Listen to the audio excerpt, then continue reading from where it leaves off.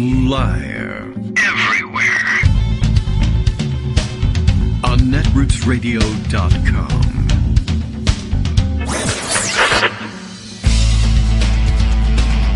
David Waldman. Kagro. In the morning.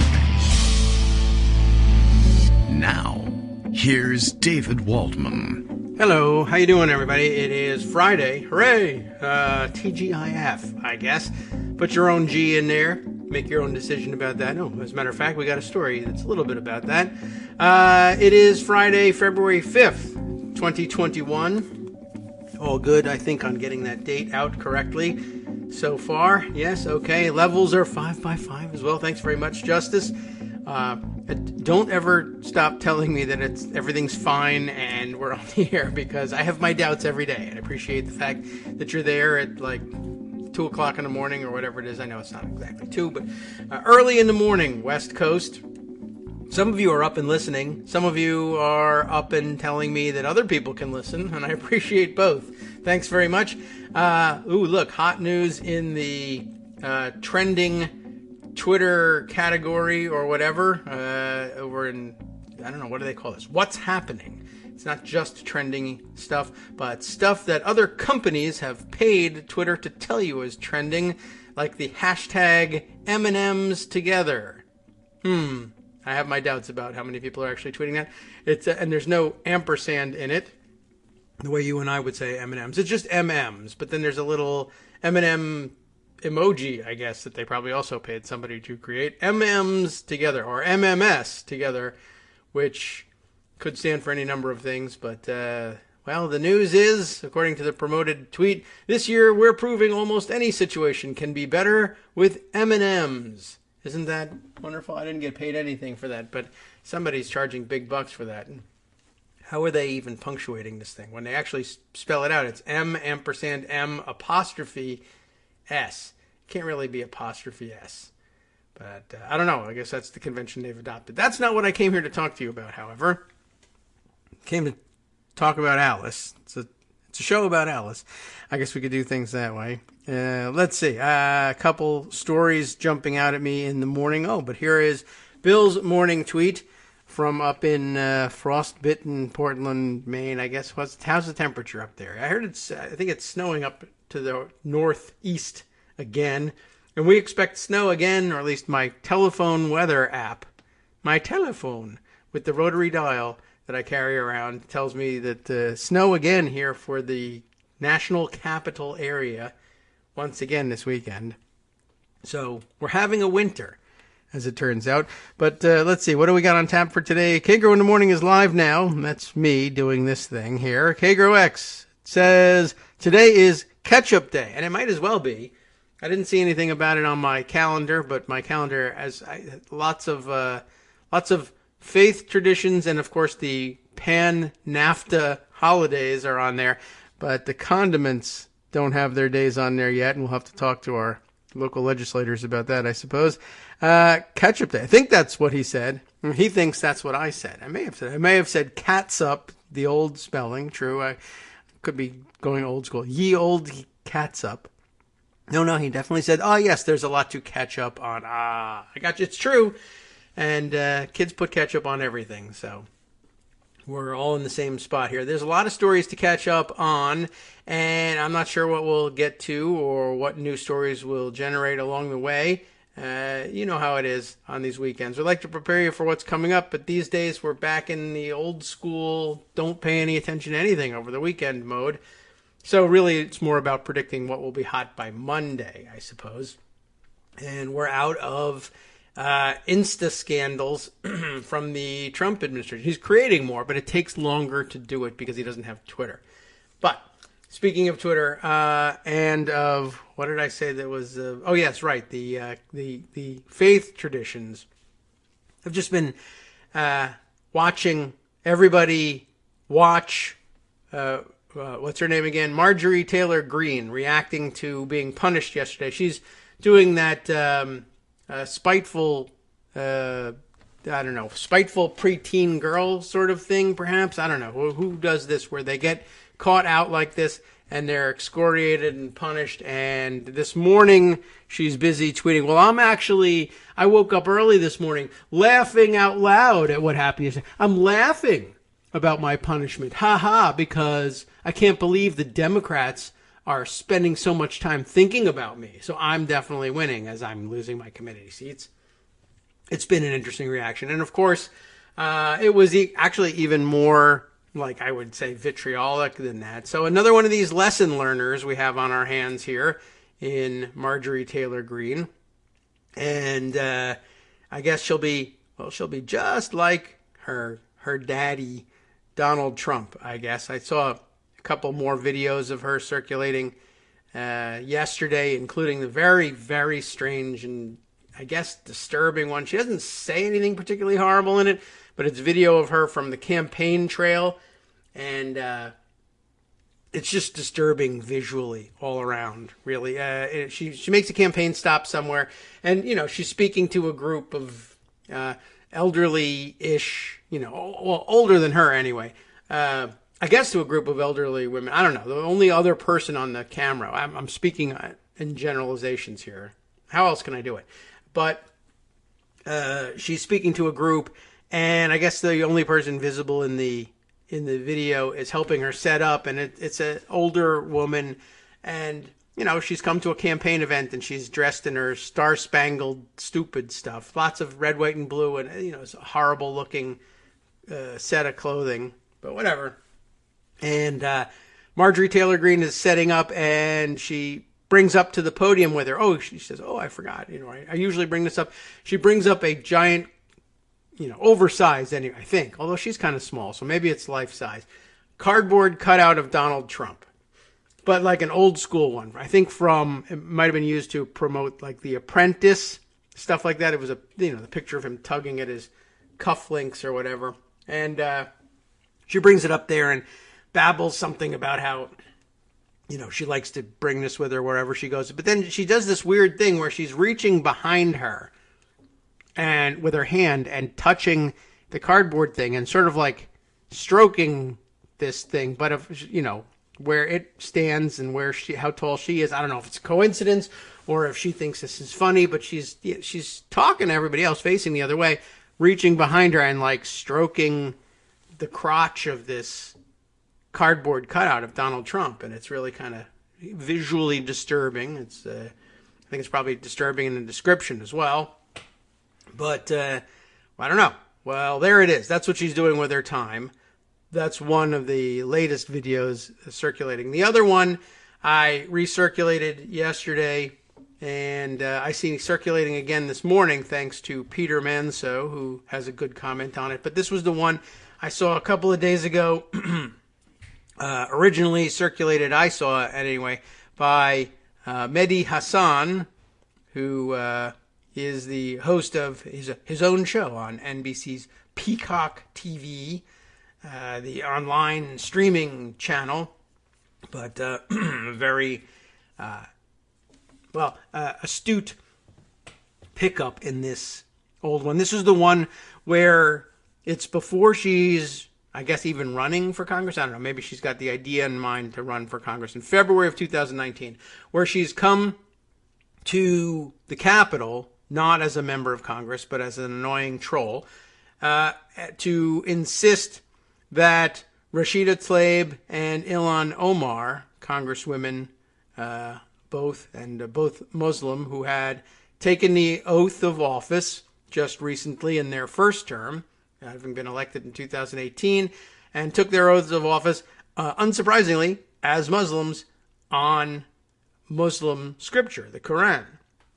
And this is the video where Marjorie Taylor Greene has showed up and is trying to push her way into their offices and insist that they retake the oath because they're not really officially sworn in because they didn't swear in on a Christian Bible. And part of the video is her walking around insisting that everybody knows that the Constitution requires that it be a Christian Bible, which it doesn't. We went over this, I think, the first time I talked about this really stupid and annoying video.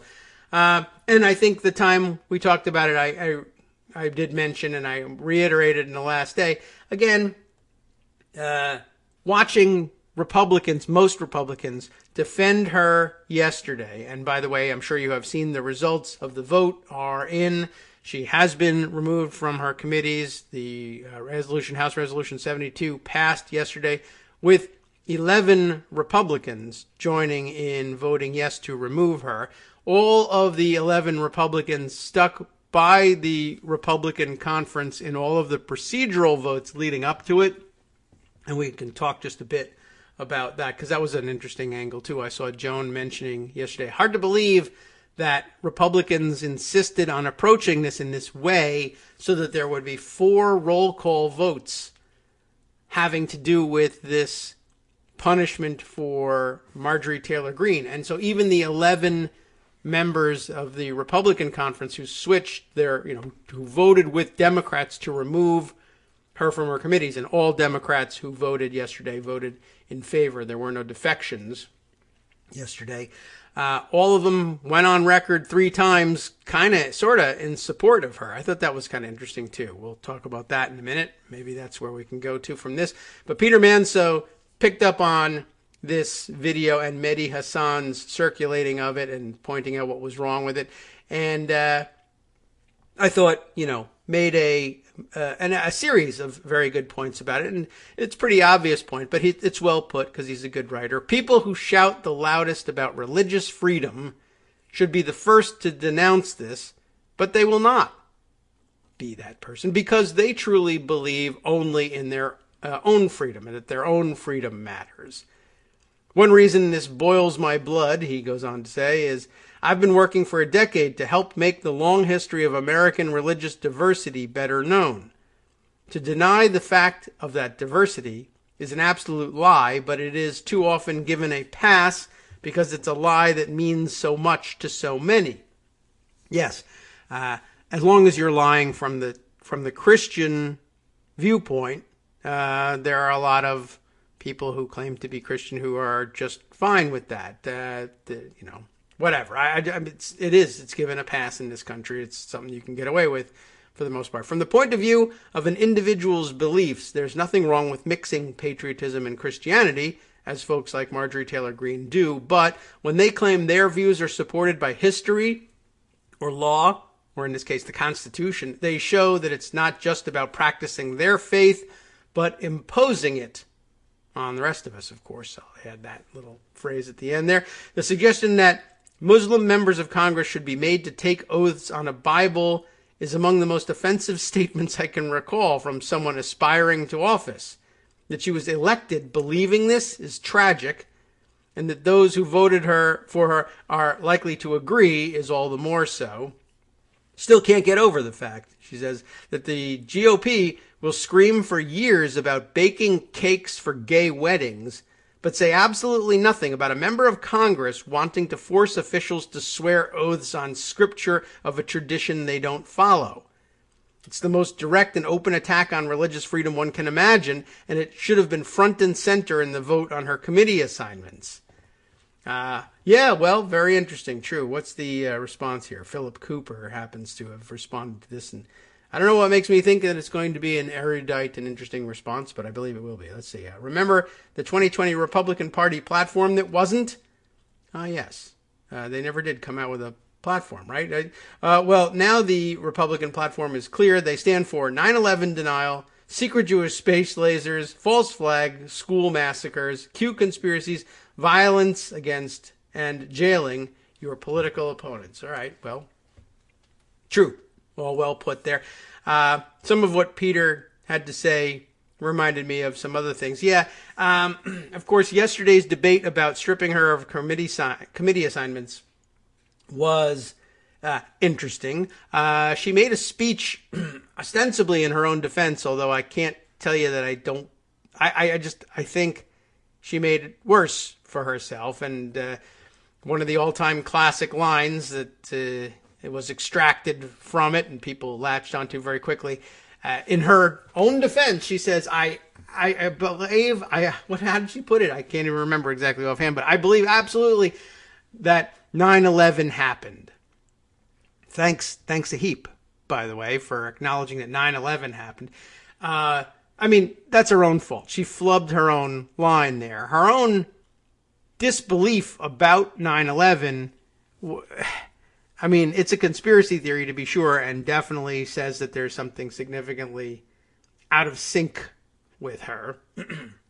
But she does parrot a relatively popular conspiracy theory, which says, which holds that no proof exists that an aircraft, that a jetliner, that, what was it, American Airlines flight, was it 77, the one that hit the Pentagon? She doesn't believe that happened.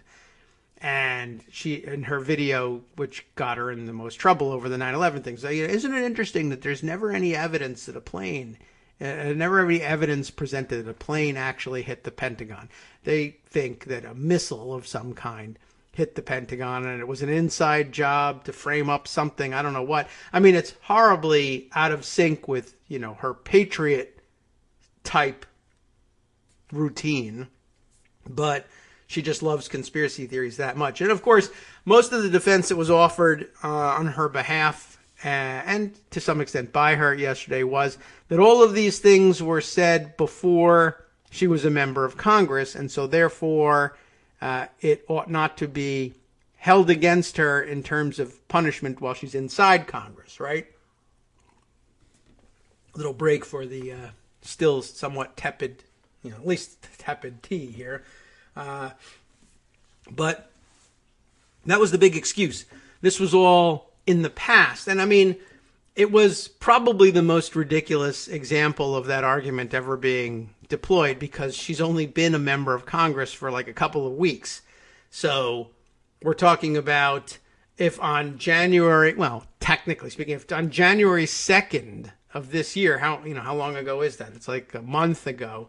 If she had said any of these things, she'd be saying, well, I wasn't a member of Congress at the time. A few of the other things that she'll sometimes say, I wasn't elected to Congress yet. So that goes back to November. So what are we talking about there?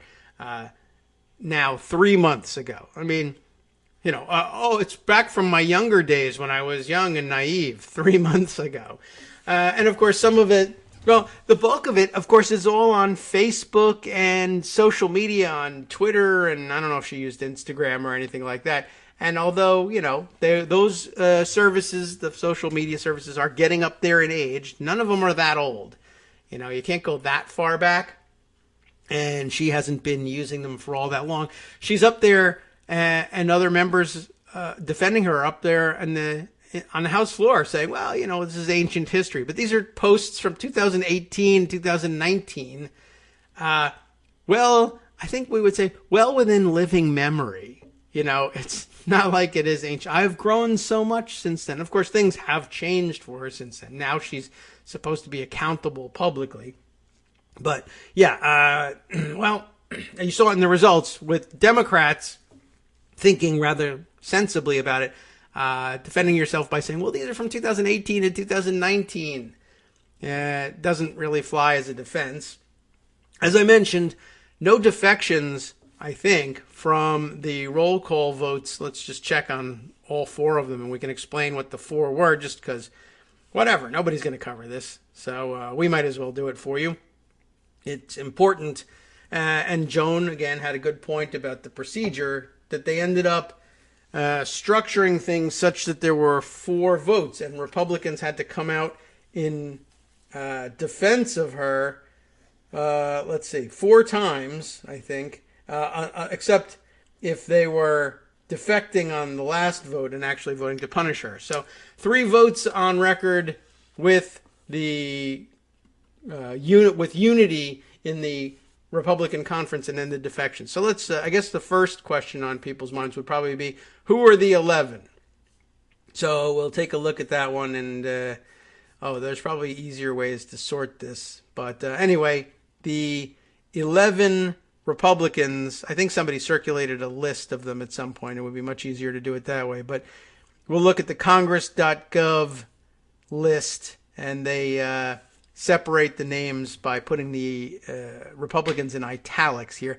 Diaz-Balart, the first, and he's a frequent aisle crosser, I guess.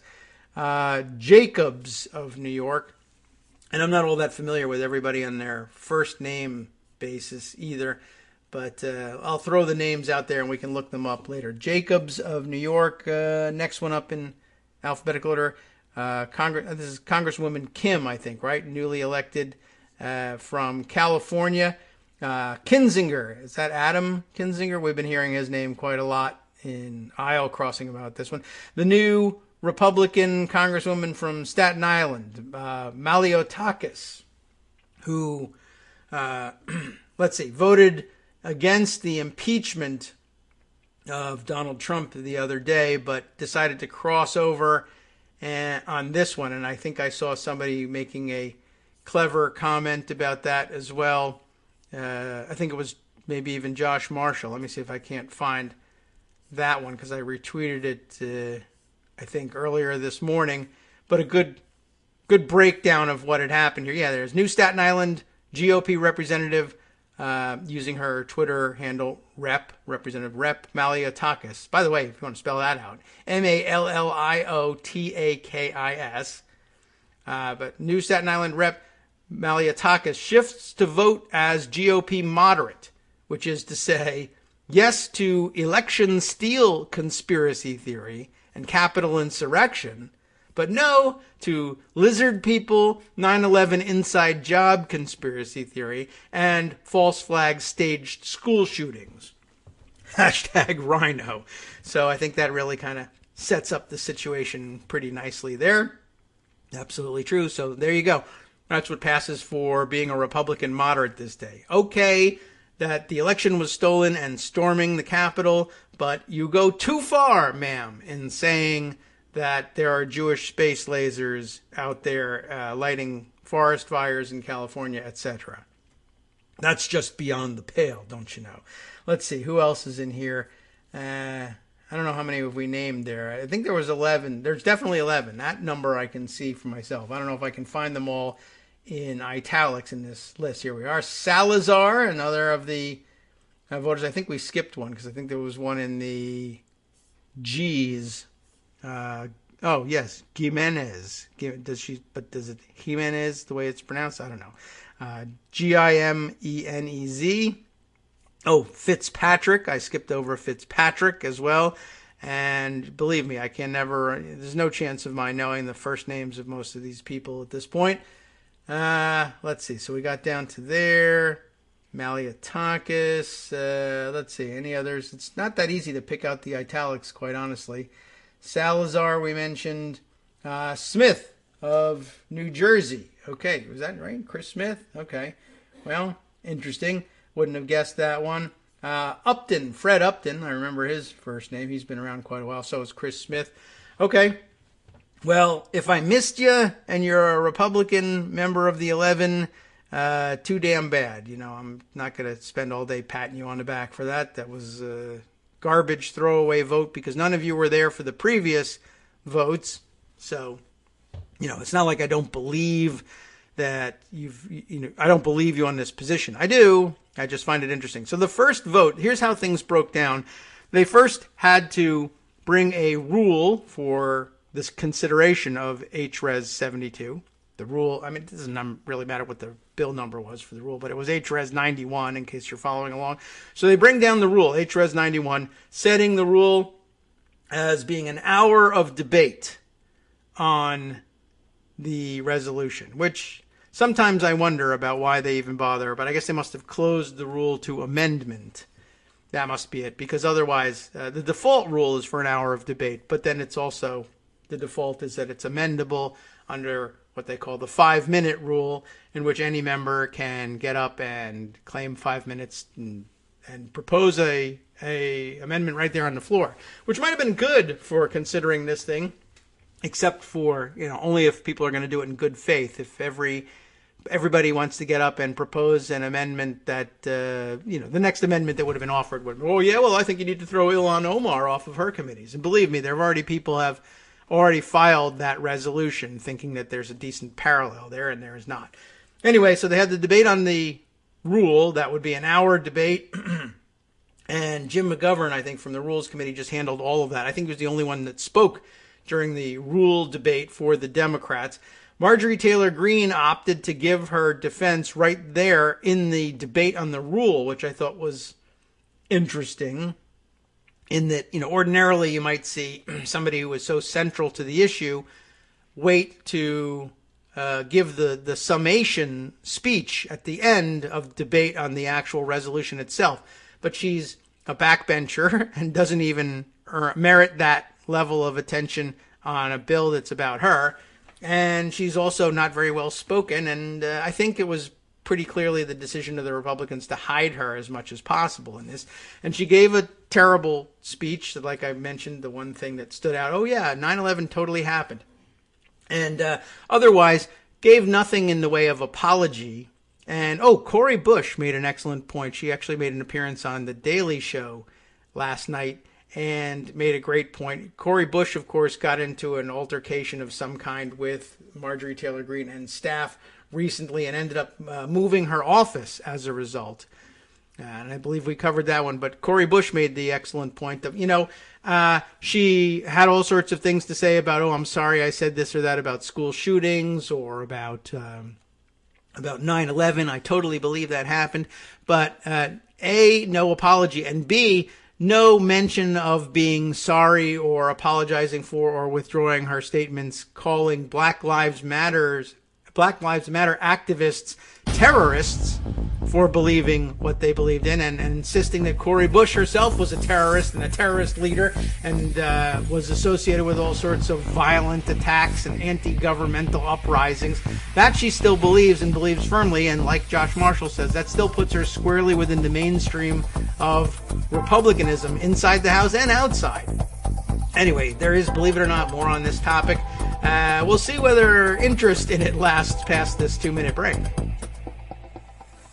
Hi, it's me, David Waldman, your host for Kagro in the Morning. I have good news to report. Many more listeners like you are making critical contributions that keep our show on the air. Makes good sense, of course, and patreon.com, patreon.com, makes it simple. Now you can make easy, secure, recurring monthly contributions to support our show. Patreon.com/KagroX gets you straight to our donation page. Maybe you'd like to thank us for helping keep you sane during the Trump era. Maybe you're looking forward to in-depth explanations of what's going on in the Biden administration. Whatever it is that keeps you listening, we need your help to keep bringing it to you. And hey, if you happen to prefer using PayPal or even the Square Cash app, we're up and running with those options too. Thanks again, everyone, for all of your support. We literally could not do this without you.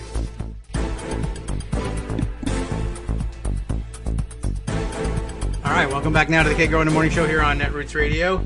Still lots of very good comments happening this morning on the Twitter machines, not necessarily in our hashtag, but just still people waking up and reacting to the Marjorie Taylor Greene news.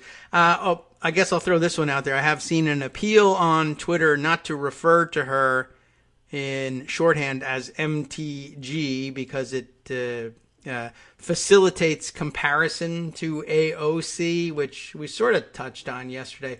A little bit annoying, and hey, it's easy, and their initials, and everybody knows what we're talking about, and we don't have to waste keystrokes and save space in Twitter, but I guess there's something to that. I'm not certain that it's that essential a point, but it seems to have some merit, so, make some decisions there.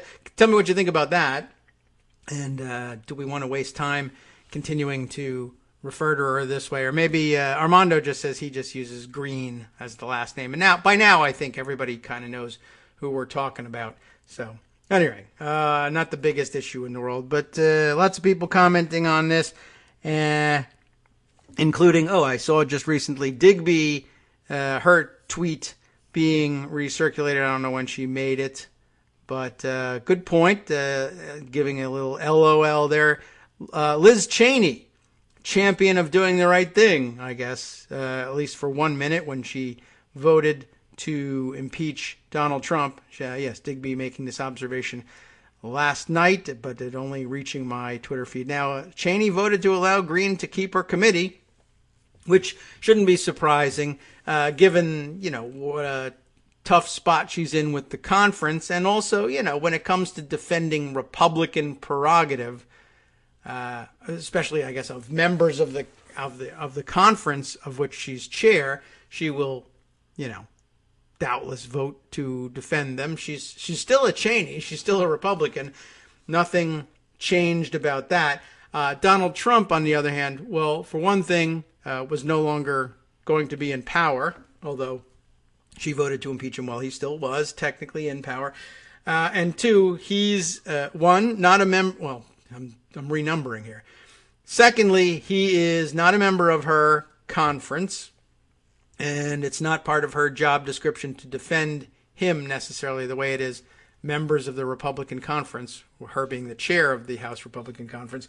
And, of course, Trump and I guess the Cheney dynasty could be said to be in direct competition for control of the overall direction of the Republican Party, so it makes a little bit more sense, I guess, to have seen that.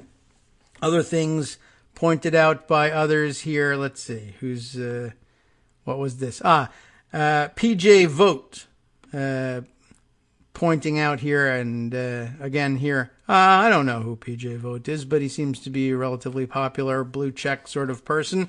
But he has grabbed, I guess, screenshots of, it's the Onion. All right, it's a joke, but I do think that pundits really are saying something like this. So the Onion headline here, pundits warn removing Marjorie Taylor Greene from committee assignments could leave her with free time. And it will. And there's a very real sense in which she will not only have more free time and will be able to use that time, one, doing more internet trolling, two, doing more fundraising. There's a lot of members who kind of wish probably that they didn't have to work on committees, especially if they didn't get their choice of committee assignments, and could spend that time raising money instead. But it really is a real issue of sorts, except really there's just no other choice but to do this, and it makes good sense to remove her from committees.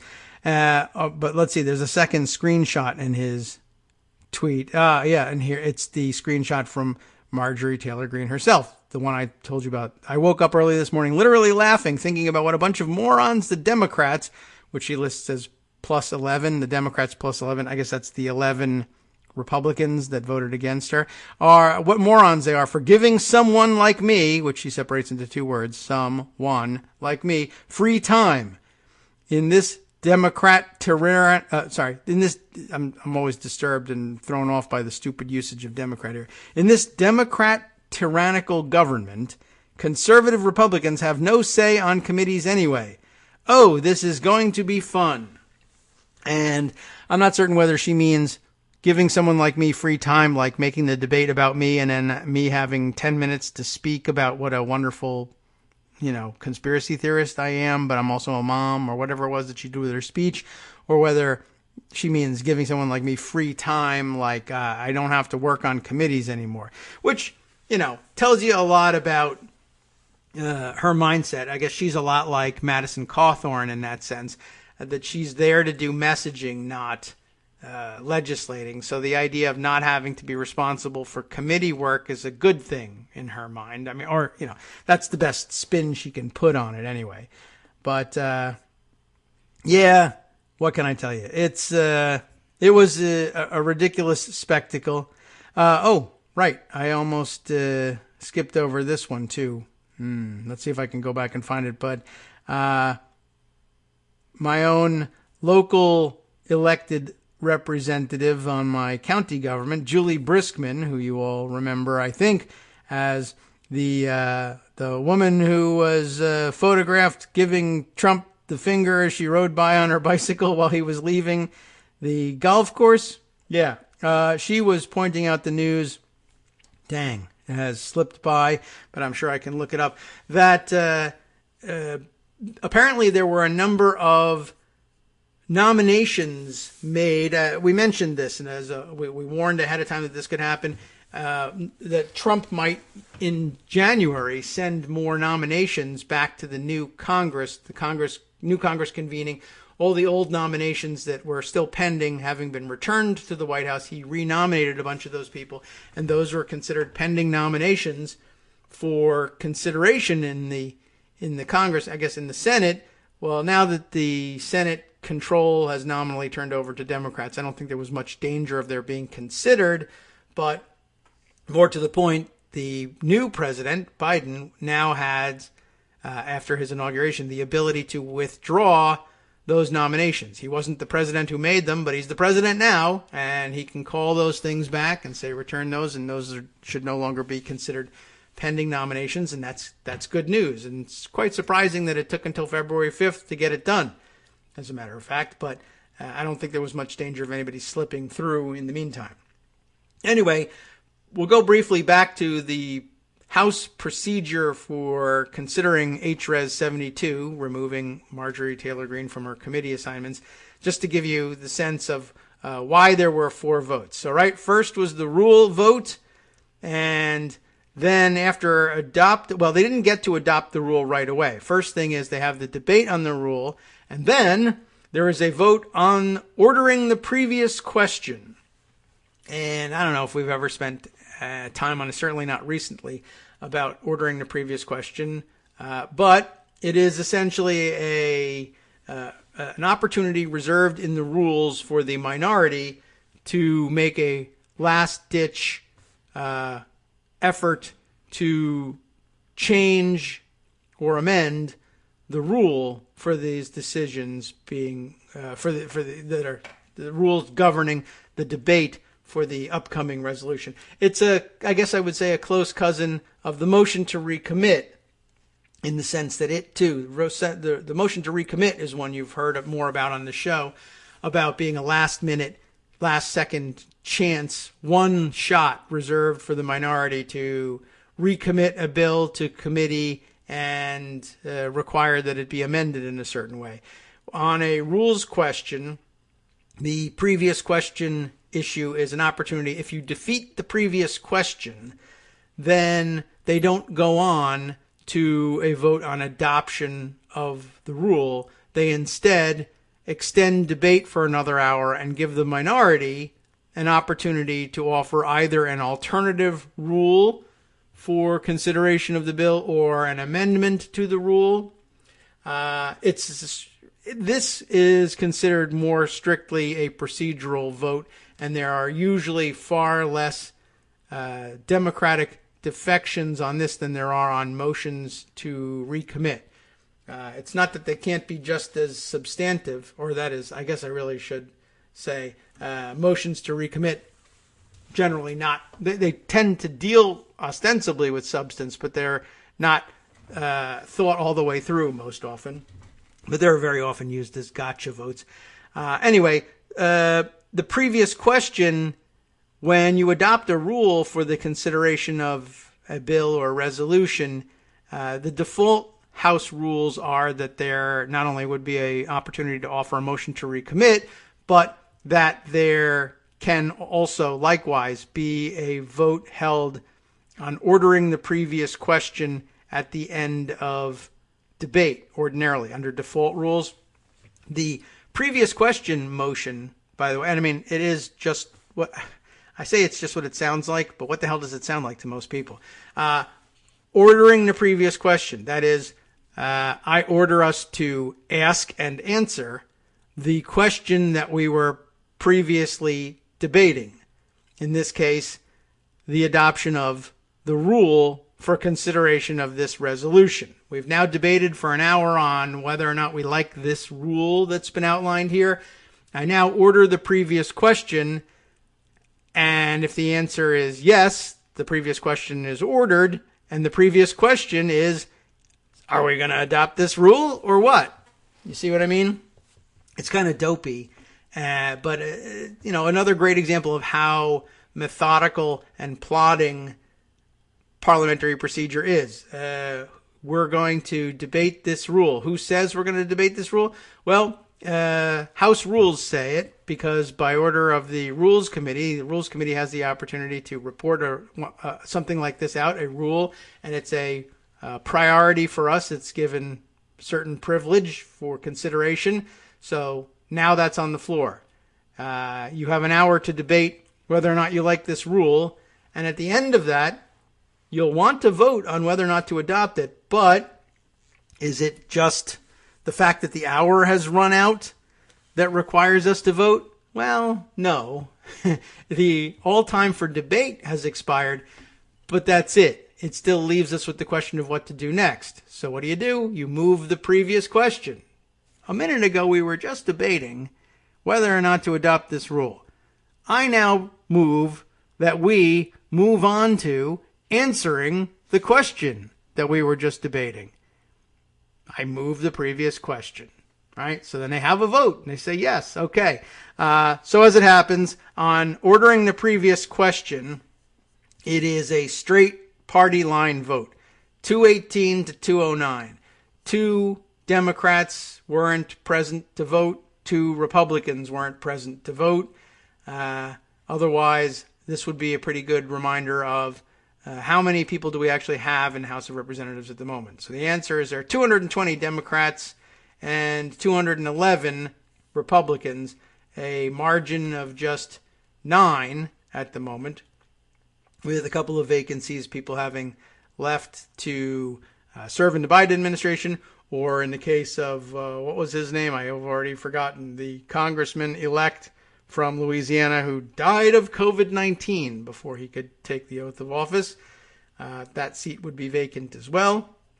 Anyway, 218 to 209 on the previous question. No defectors there. None of the 11 who, in the end, voted to remove Marjorie Taylor Greene from her committee assignments was in favor of ordering the previous question. So what comes up next? Well, it's the previous question. By the way, just in case you want to be even more bored by this, the previous question motion exists in the House and doesn't exist in the Senate. But it once did. And here's an interesting story for you, connective tissue and your understanding of parliamentary procedure and the differences between the House and the Senate. Why don't we see the previous question motion in the Senate? And why would it have existed at one time but no longer exists now? Well, you know, the chief characteristic, as we know all too well, of the Senate is that they can go on forever, like this stupid radio show. We are time limited, though. We have 2 hours, but you see what we do with our time. We waste it on things like this. Okay, so unlimited debate, generally speaking, in the Senate, unless, of course, cloture is invoked. What is the annoying name that we have for this ability to debate things forever? When it's done systematically and with the intent of blocking proceedings on the bill or coming to a final vote on the bill, of course, we call it the filibuster. And how did we get that? We've reminded people a number of times, and lots of people have reminded others, that there's nothing in the Constitution that says that the Senate is going to be the kind of place where you can debate endlessly, or that there will be a filibuster, or that there's a supermajority vote requirement because it's the cooling saucer to the volatile passions of the House or anything like that. None of that is in the Constitution. And as it turns out, it is all an historical accident. The Senate did indeed originally have a previous question motion. Now, the previous question motion, in addition to the housekeeping mechanical operation of saying, okay, this is the mechanism by which we officially decide that we will now vote on whether or not we want this rule to govern debate. Obviously, you might think, well, they don't have a previous question motion in the Senate because they don't use special rules for the governance of debate of each bill that comes up for consideration. True. And part of the reason is here, but part of the reason was just Senate tradition. They really didn't in the early going. It's not that they believed in the filibuster or even thought that there could or should be such a thing. It was just sort of assumed. The Senate was very small.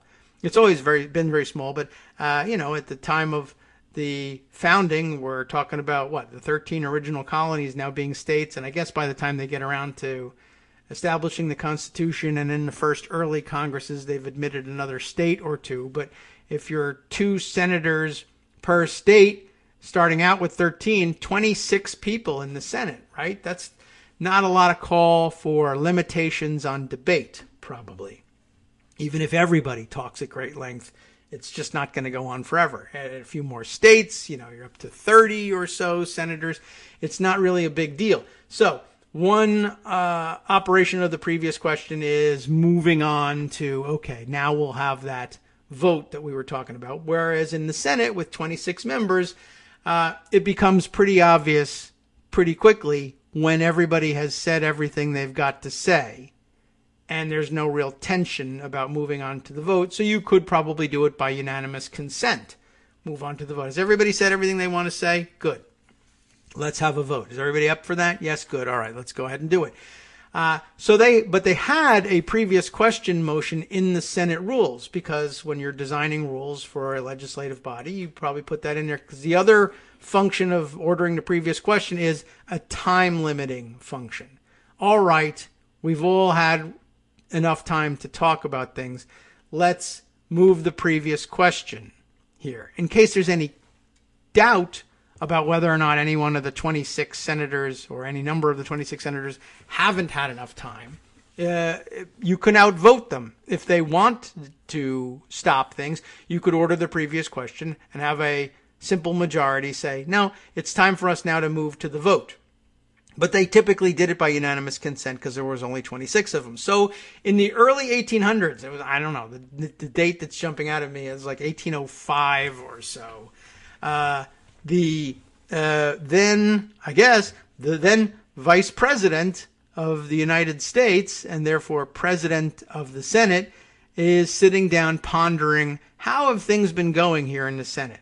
How are the rules working? Are we doing pretty good? Maybe we should do a recodification and overhaul of the rules and see if there's anything we're missing that we ought to consider, or anything that's extraneous that we don't need in here.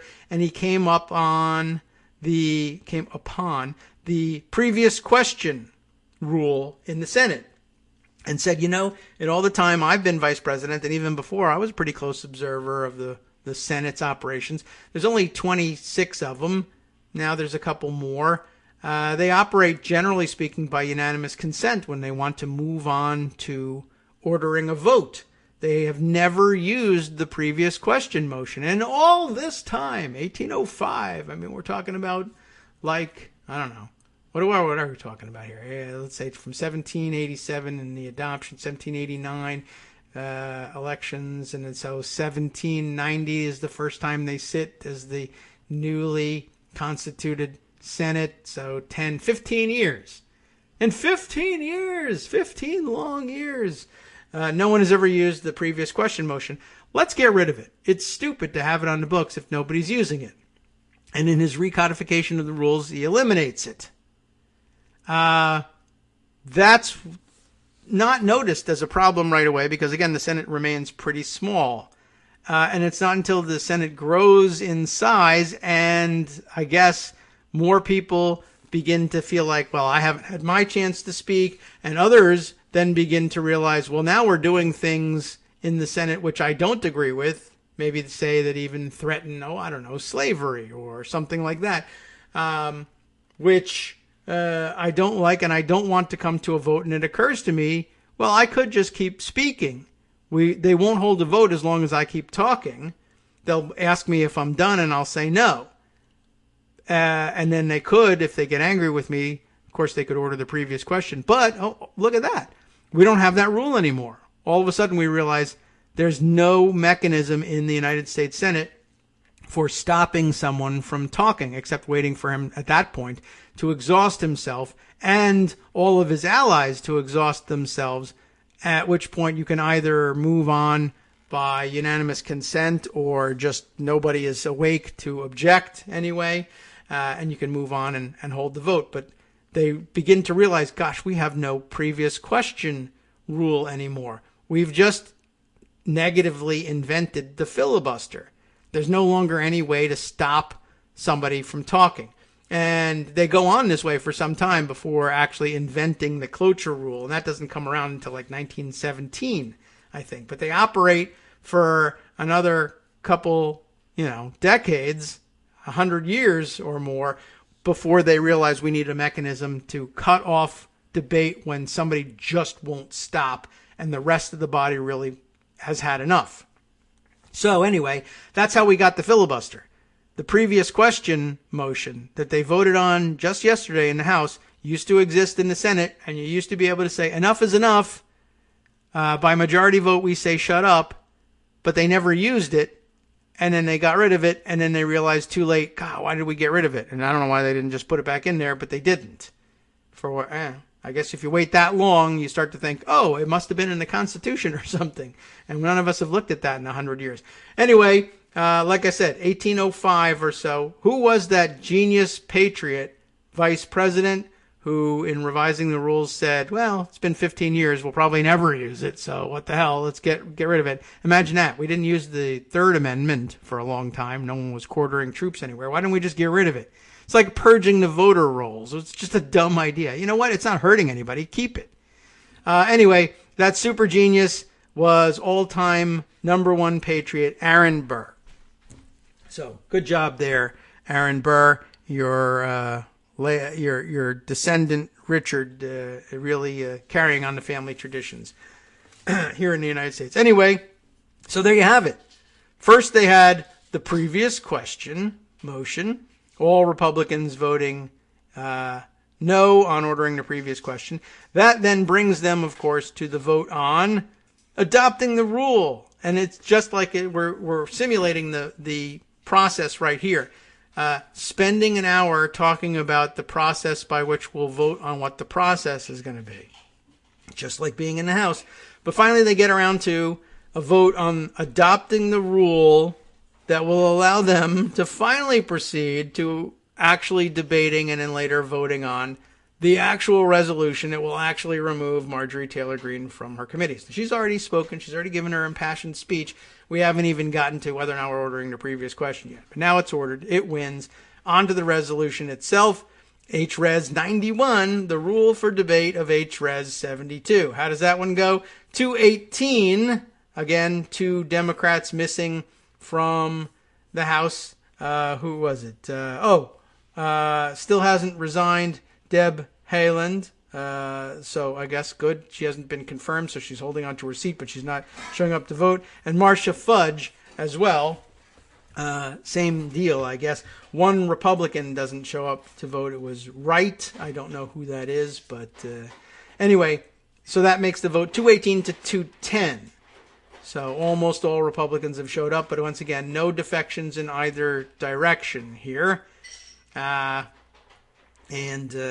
right, whatever. So now that they've adopted the rule, they go on and they debate for an hour on the actual resolution removing Marjorie Taylor Greene from the committees. At which point, Republicans propose another procedural vote. They make a motion to adjourn rather than stay in session and vote on this resolution stripping Greene from her committees. And to no one's surprise here, it is again straight party line, no defections. 218 Democrats show up to vote no. 205 Republicans bother showing up to vote yes on it. 6 no votes, non-votes on this for the Republican right, who I guess is just absent all day. Kinzinger is a non-vote on this one, and maybe it's starting to occur to him that he needs to vote more often, or I guess not vote, abstain from this vote to try to establish more separation between him and Greene. LaMalfa, Mast, Reschenthaler, Stivers are non-voters, and Wright for the Republicans. Oh, a different set of non-voters for the Democrats. Marcia Fudge isn't there, but Deb Haaland, I guess, is and shows up to vote.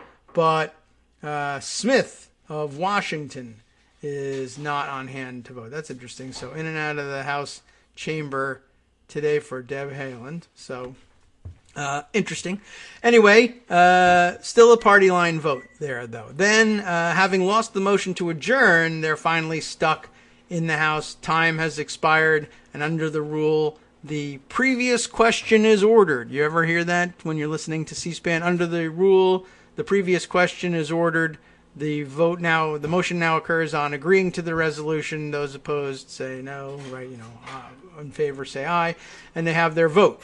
Like I said, under the default rules of the House, if there weren't adopted a special rule imposing different debate structure for this resolution and for every bill, there would ordinarily be an opportunity for a motion on the previous question on the bill itself.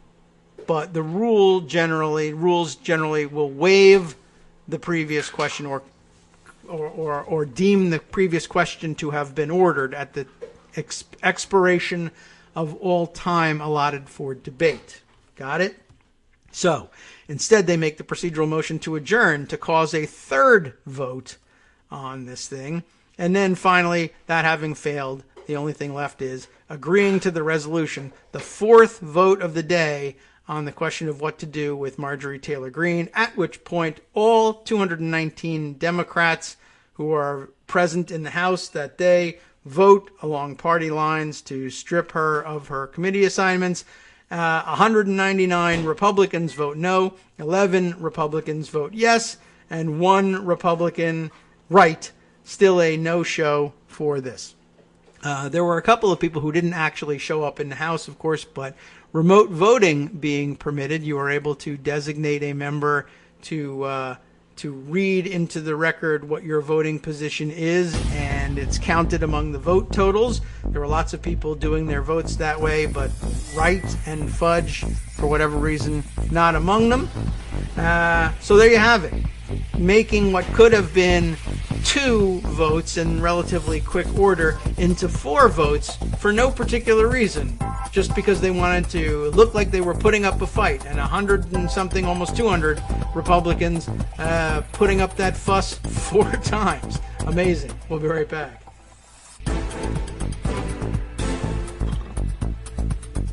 Oh my, okay.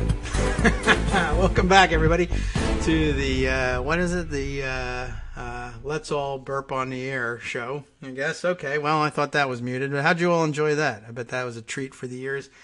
Maybe I can, well, now that I've talked about it this much, I can't edit it out of the podcast. That was pretty stupid. Anyway, gold star to Ricky the Canuckistani, Ricky May, who tells us, had a couple of comments, including one, reminding us that she had told us the other day, True, that when we were talking about Marjorie Taylor Greene, remember that whole first hour when we were talking about Marjorie Taylor Greene? This point was from when we were talking about her stupid video about making people swear in on a Christian Bible because Constitution.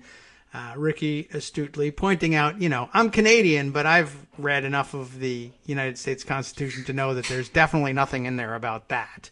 And reminding us that is what she said the other day, and that what she said the other day was true.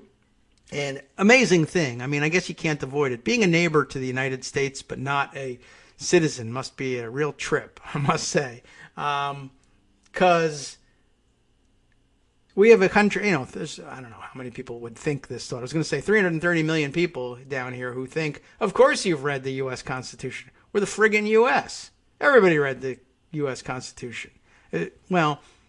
Definitely not 330 million people thinking that, because about 200 million of them haven't read the Constitution themselves.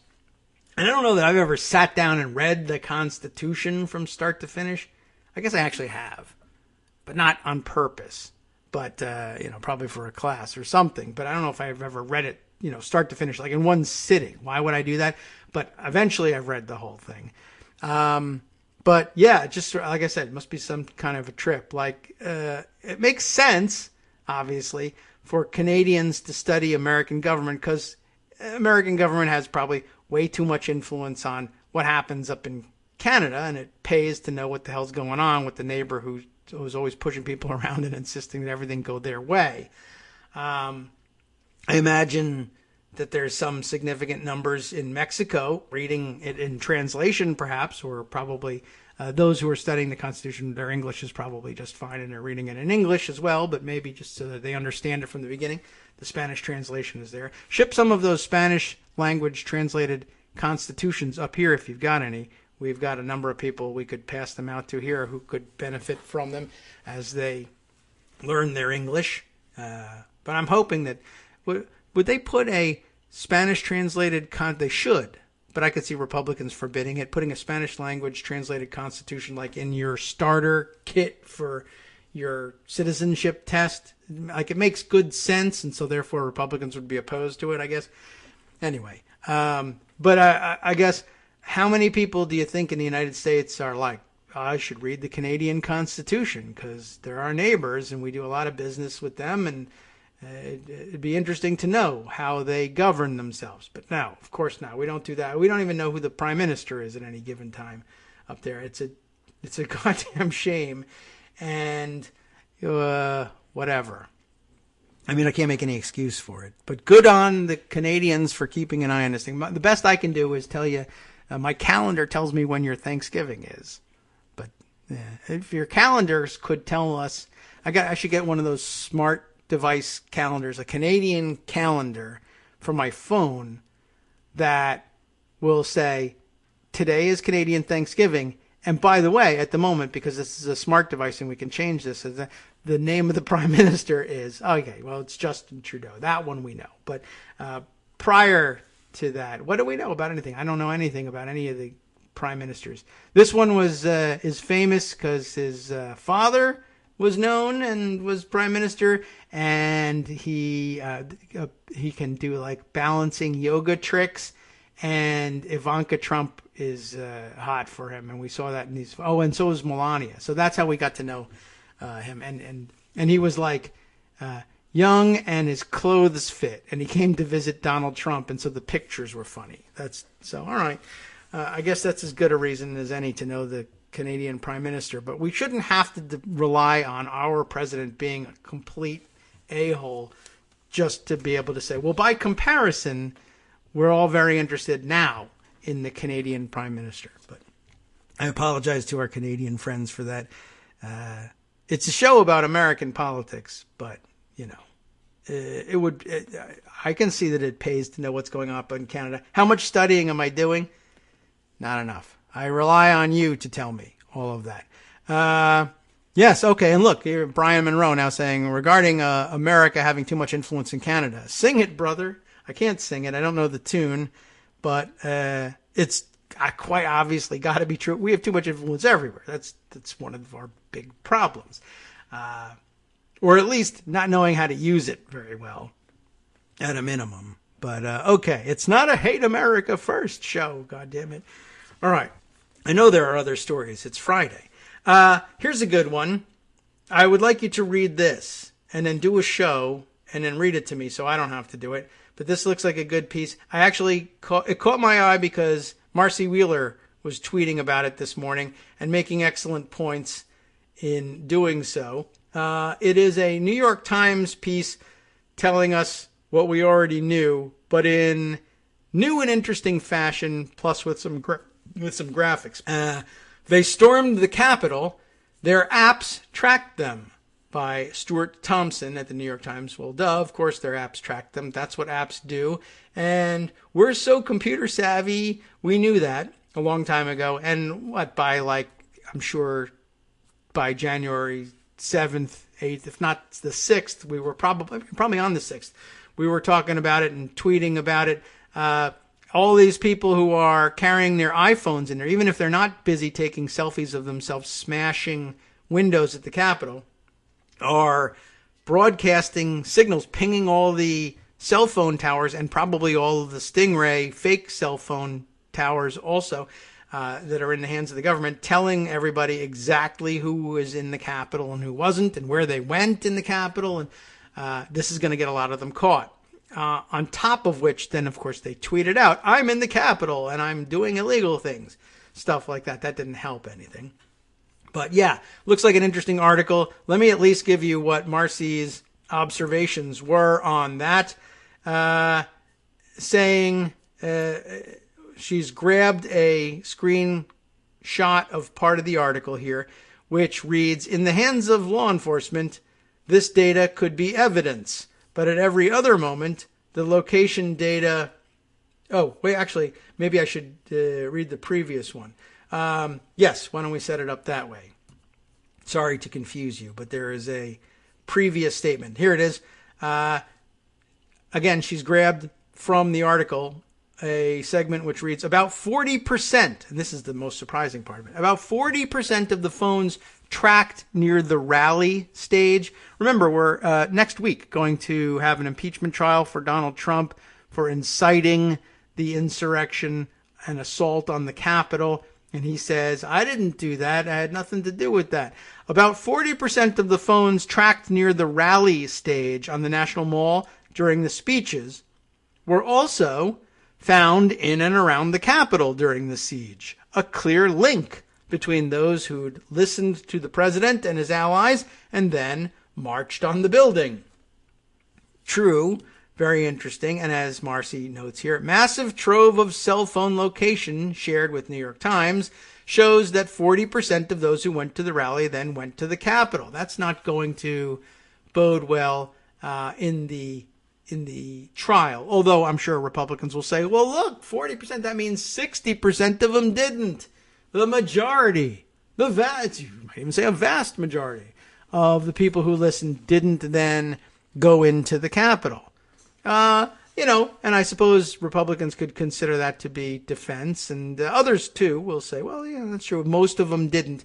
Unfortunately, some of them did, and we know what they did and how they did it, and a lot of them were caught and tracked down thanks to the cell phones and what they did with them, and even things that they didn't do, but they were passively tracked this way. It's pretty interesting. And I guess you could argue, well, the majority of them didn't, so maybe I didn't incite an insurrection. Well, or maybe you spoke to those who, were able to make it to the Capitol. I mean, a good 60% of your rallies are often senior citizens in hover-around scooters anyway. They're not going to break into the Capitol, though it would be easier for them to reach the Capitol since they don't have to walk. That's possibly true.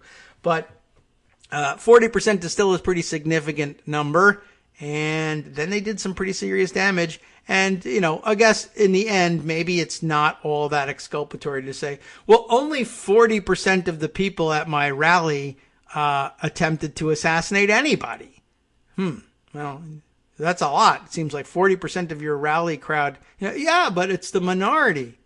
Only a minority were murderous thugs. Huh.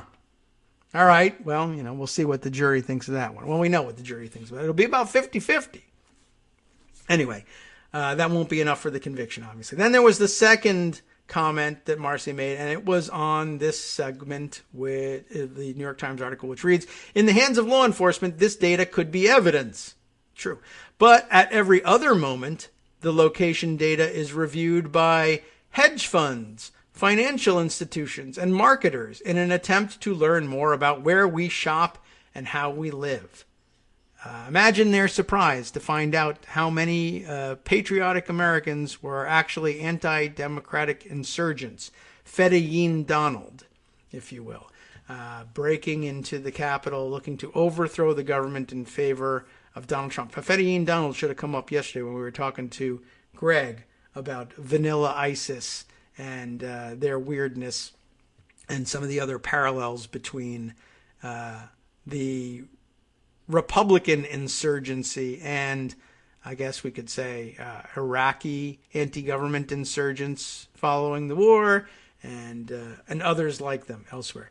But Empty Wheel, Marcy, making this interesting comment. She always has an interesting and different bent on these things. Here's a way, she says, this whole idea of in the hands of law enforcement, the data is evidence, but that evidence or that information is typically day to day is something that actually is shared by marketers and financial institutions and hedge funds to try to figure out how to extract more money from us and move it up the food chain, as it were. Separate issue, separate problem, even from the one Marcy is pointing out, which is this. Here's a way to change location collection in a cinch. It's something that she's been very interested in, and you'll find a lot of journalists on the same beat. Charlie Savage, also very interested in this stuff as a national security / personal personal freedom, personal liberty type issue, which you'll sometimes get agreement with weirdos like Rand Paul on this stuff, right? Here's a way to change location collection in a cinch, she says. Argue that insurrectionists should be, I guess we could, to clarify this point, should become unbanked. That, of course, being the term for, you lose your privileges to work in any chartered financial institution, not work at, but to bank at any chartered financial institution. Why would that happen? And she quickly puts parenthetically, I'm not arguing that. I'm just arguing that the threat of that will change things quickly. What does she mean by that? She clarifies in the next statement, in case it didn't occur to you immediately. What she's saying is, again, I'm not arguing for that, but there is precedent for doing something like that. Many Somalis, for instance, were kicked out of the banking system some years ago out of fears that their remittances were going to pay for terrorism. And, of course, the same would be the concern here, right?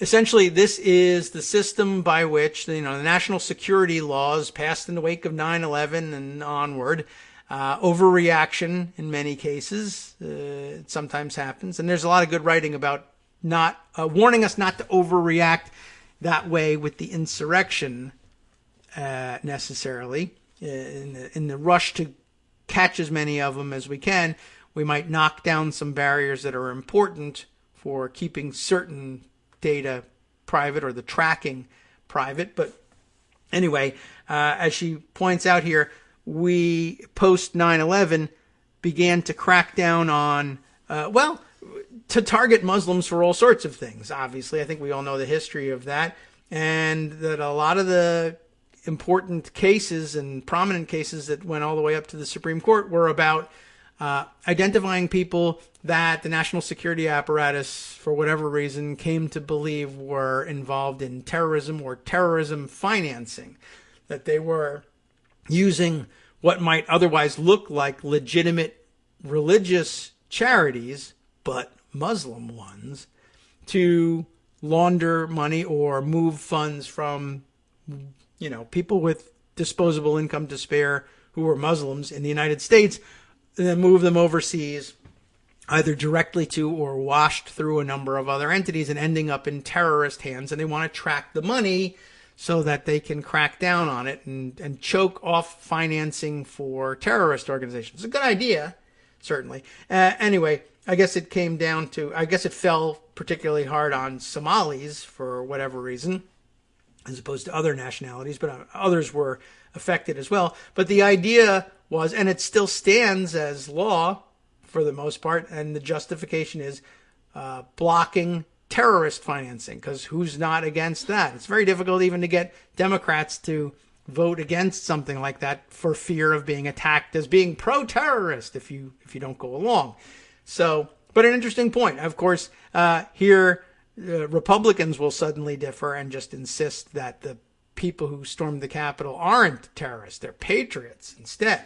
And to apology or vote or speech or no, Marjorie Taylor Greene hasn't changed her mind on who she thinks are terrorists and who she thinks aren't. And most Republicans haven't either. But a good point here. If you could, you could argue about the what we should be doing about data collection, and both how the government might use it in terms of evidence, or for that matter, how private entities are using it as well, because it sometimes gets washed through private entities and then ends up in government hands, and they say, well, it wasn't a unlawful search or seizure by which we came to this information. It was purchased from the free market instead, and that shouldn't count as an unlawful search or seizure. But anyway, if you were fair about things and applied the terrorist label to the insurgents as you ought to, wouldn't that be interesting if not only were all of their jobs in jeopardy, but hey, maybe it doesn't matter so much that your job is in jeopardy, because even if you have one and get paid, you won't be able to cash your paycheck anywhere except check cashing places, like a good portion of our own citizens have to deal with all the time anyway, and not through any wrongdoing of their own. But, you'd get a taste of that and complain to your Congress people, and people like Marjorie Taylor Greene would hear you and think you were right and do something about all of this after all. But as long as it's happening only to Somalis and other dark-skinned overseas types who happen to be living here and maybe actually be citizens, screw them. Who cares about any of them anyhow? Very interesting. I thought it was quite an observation, and not everybody got it. Somebody says, I looked up unbanked to try and catch up, but I think I am way off the tracks on this idea. An Empty Wheel provides us with an article from the BBC to explain exactly what goes on here. Somalia criticizes U.S. banks' move to halt remittances, and explains the whole thing and the connection to suspicion of terrorist financing, etc., etc. It's not just Somalis, but a good point. So well done there. Very interested in the New York Times article itself, but I imagine it's a bit of a long read, but I recommend it to you over the weekend. Again, they stormed the Capitol. Their apps tracked them. Times Opinion was able to identify individuals from a trove of leaked smartphone location data. Charlie Warzel and Stuart Thompson, both on this headline, the byline. Only Stuart's name came through in the pocket view there. And relating back to some other materials that they've used before. And I think at some point they used the cell phone tracking data that they had access to track movements of people during the initial phases and early months of the pandemic, too, to try and illustrate where people might be carrying the disease with them as they traveled and where it was going. Here they have a data visualization imposed over a map of Washington, D.C., showing the cell phone pings that they were tracking and how they moved from the rally stage up the street to the U.S. Capitol. So pretty interesting, and definitely looks like worthy reading for the weekend. But we'll use the rest of our time to move on to other stories and other things that you probably ought to read over the weekend. Here's a good one. Totally different in terms of focus, but reconciliation, as you know, coming down the pike, and I wanted to share this very interesting article with you. Of course, now that progressive proponents of raising the minimum wage are discussing trying to shoehorn the minimum wage hike into reconciliation, and some question as to whether or not that survives the Byrd rule, and then, of course, some question about whether or not Democrats as a whole would have the votes to pull off whatever procedural maneuvering was necessary to get around that ruling and nonetheless include it in reconciliation. I am not convinced that that would be something they could do.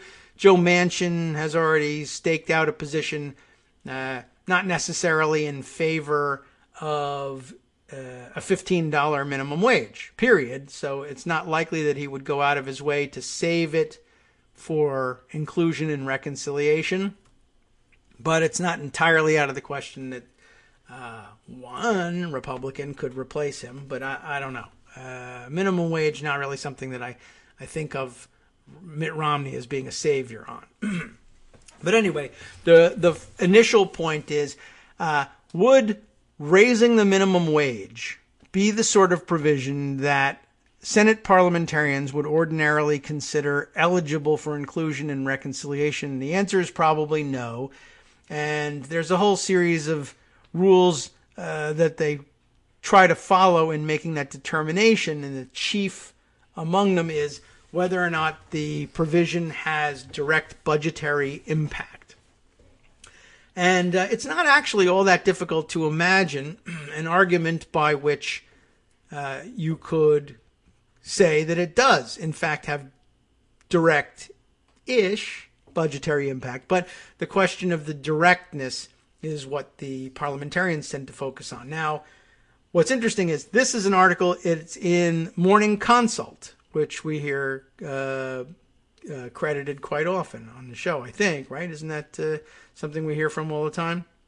Or is this, or I can't remember now, is Morning Consult, isn't that like an NBC News column sort of, or, column heading that they use? This is morningconsult.com, which I think might just be using the same name, but may or may not actually be affiliated with the Morning Consult I'm used to hearing about, if that is in fact the NBC product that I'm thinking. Anyway, you'll find it at morningconsult.com. It is by Michael Reich. I don't know how he pronounces it, but it's R-E-I-C-H. And I guess, yes, he's an economist. He is a professor of economics at the University of California at Berkeley. The credits down at the bottom say about him, and, author of numerous scholarly studies on minimum wage effects, employment, federal safety net programs, adult health, and child poverty. So clearly qualified on the subject.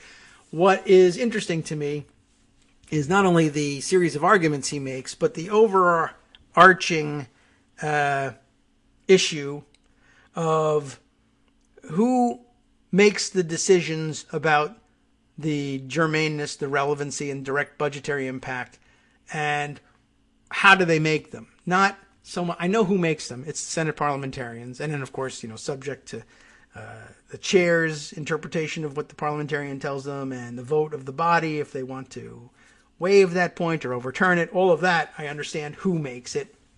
But what kind of people are they is really the question. And how do they make them? We understand what the rules are. We know where to find them, and we can read them and review them. But how do they read and interpret the rules? And this is an alternative interpretation is what's happening here. It's an argument for, the title is 65 billion reasons that the Senate can pass a $15 minimum wage by reconciliation. And I guess before the break, I'll throw out the thought that I had about this, and then maybe after the break we can actually read some of the arguments that are being made. But I'm sure you could imagine the basics of why an economist would say, sure, there's a direct impact. You raise the minimum wage, what happens? Well, for one thing, more people are earning more money, and when they earn more money, the federal government collects more in taxes. And when the federal government collects more in taxes, you can do more things with your budget. Voila, direct budgetary impact. But the thing is that parliamentarians, generally speaking, I don't know all of their backgrounds, but the current parliamentarian certainly fits this, and I bet all previous parliamentarians do too. I think they are trained in the legal profession.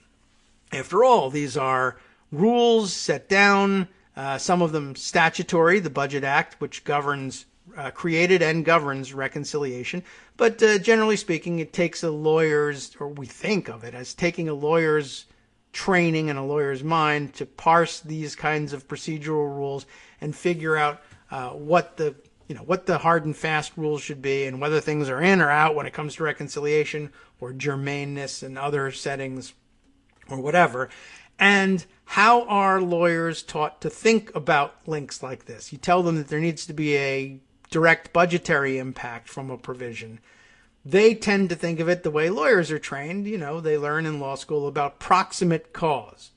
That the cause and effect need to be closely enough related that you can prove in a court of law to a reasonable juror that there is enough of a relationship that you should be able to, hold someone else accountable for what happened.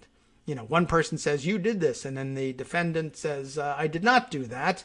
And then you argue about it, and generally speaking, they explain to you, well, if it's the proximate cause of the problem, then a reasonable juror could hold that the defendant is liable here, or that the plaintiff is right about their theory in a civil case, or what have you, whichever it is, and whatever the standard of proof may be, might differ as between criminal and civil cases on this. But it's all about, is the relationship close enough? Now, economists, though, would have perhaps a very different way of approaching the question of whether or not the relationship is direct enough. They don't think of things necessarily in terms of proximate cause. Let's get that music rolling here. We're a few seconds behind now. But they very clearly will see a relationship between raising the wage and the impact it'll have on the budget. Not only will more taxes perhaps be collected, but all sorts of other incidental changes as well.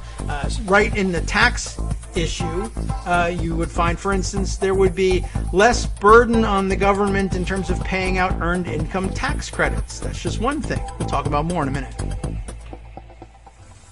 Hi everybody, it's me, David. Let's change things up from the old fundraising pitch for just a minute and talk instead about how you can be a part of our show. If you've got a smartphone or any other electronic recording device, why not sit down and record a segment for us?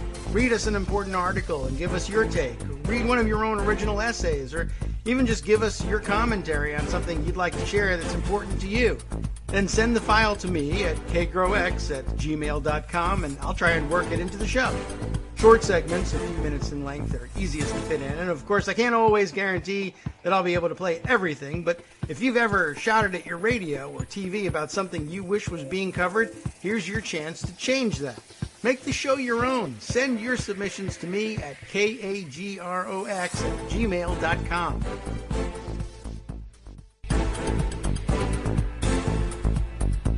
Okay, welcome back now to the Kagro in the Morning Show here on Networks Radio. Let's jump right back into this again. Many stories are just going to have to fall by the wayside, but a lot of them are related to impeachment, and it'll be good to get back into that with Monday stories, I think. But we'll see if we can't squeeze a couple of them in there before we close things out for the weekend. Again, that's 65 billion reasons the Senate can pass a $15 minimum wage by reconciliation. An interesting set of observations, which are good arguments for establishing, for recognizing a budgetary impact, which I think will all fall on deaf ears with parliamentarians. But I think that in the end, what I'm looking for out of this is, I think the parliamentarian's office should probably think about broadening its view generally. Not just in the case of, this reconciliation bill and saving this provision or that provision, but that generally they ought to perhaps think about bringing an economist onto staff. Now, they have the CBO, the Congressional Budget Office, to rely on, but they are chiefly policy wonks whose main expertise lies in estimating the costs and very rarely the financial impact of any benefits, but mostly the cost of any proposed government policy. And I think that it's driven mainly by, unfortunately, still here the Republican conservative view that government spending is essentially about government losses. How much, are we spending, and how much of that tax money are we wasting on things or spending on things, and their view of things is that the income is better utilized generally. But this is interesting. It's an economic perspective. So why not have an economist in the Senate Parliamentarian's Office? But they have them obviously in the CBO. But still, their chief concern is, the concept is everybody's income is better kept in their hands and is better optimized, used that way, and people. Whatever. I mean, I don't really know that there's any real basis for believing that individuals are making better decisions. It's just that they like their decisions better than taking it away and making collective decisions in the government, even if everybody gets to vote. But beyond that, after they get past that, or they use that for as the basis of declaring that all government spending should be looked askance at, I guess. So anyway, their only focus is how much is this going to cost the government? And very rarely, even though, again, another paradox, very frequently they'll say when they're opposing things like environmental policy proposals, they'll say, well, we need to do a cost-benefit analysis. And then they're focusing very heavily on the cost and very rarely on the benefit. And the benefit is sometimes very difficult to estimate. We have talked about this years ago, I think, but on the show, environmental regulation. I know how much it's going to cost, or approximately how much it's going to cost manufacturers, say, to put scrubbers on their smokestacks, to use the old example. But what about, in a cost-benefit analysis, our analysis tends to end there. It's easy to figure out, more or less what that's going to cost. How many manufacturers are there? How many smokestacks are there? How much do the scrubbers cost? How often do they have to replace them? Boom. Here's your answer. But it's a cost-benefit analysis. Yes. Well, I don't know how to calculate the dollar value of the benefit of not putting this particulate effluvia in the lungs of millions of people. I don't know what that, some of them will get lung cancer. That costs something. I don't know. How much do we spend on treating lung cancer in this country? There's an approximation out there. Yeah. But also asthma. But also, bronchial, various bronchial irritations. And I don't know. It's too abstract. I can't tell you anymore. The only thing I can tell you is how much it's going to cost. There's probably some benefit. Let's say it's less. I don't know. And that's the extent of our cost-benefit analysis.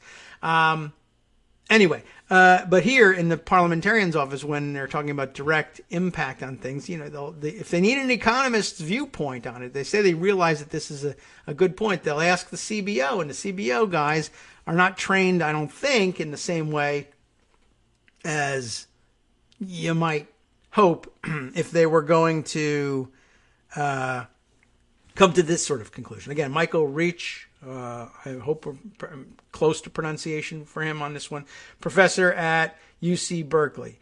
Congress, he says, has not raised the $7.25 federal minimum wage since 2009, despite cost of living rising by more than 20% since the last increase. Although a raise for American workers is clearly overdue, congressional Republicans remain as opposed as ever. We know all about that. But their votes may not be needed for lawmakers to raise the country's pay floor to $15 an hour.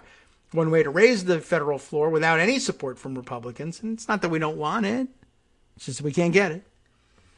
One way is gaining steam, and it's an arcane process called budget reconciliation, which requires only 51 votes in the Senate. Again, we should always be just saying simple majority. It doesn't have to be 51, but whatever. Senate Democratic leaders, led by Budget Committee Chairman Bernie Sanders, want to use this process to pass the Raise the Wage Act of 2021, which would increase the federal minimum wage to $9.50 this year and then gradually to $15 by 2025. Are there enough people out there, by the way, who are saying, you said we were going to get $2,000 checks, sending us a $1,400 check is a cop-out? Are they also saying, you said we were going to raise the minimum wage to $15, $9.50 is a cop-out? I assume there are probably some, right? But I don't know. They're not. I don't hear them as loudly as I do about the others. But okay.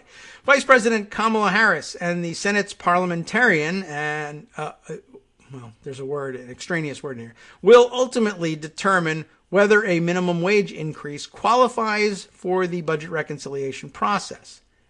In addition to the usual questions about the effects on employment and poverty, they will want to know whether there are budgetary impacts. That's the only way to get it through the Byrd rule, right?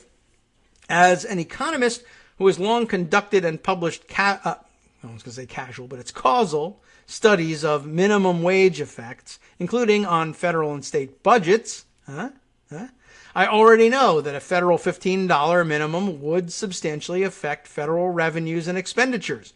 I recently assembled what the established economics research literature tells us about the likely budgetary effects of the Raise the Wage Act.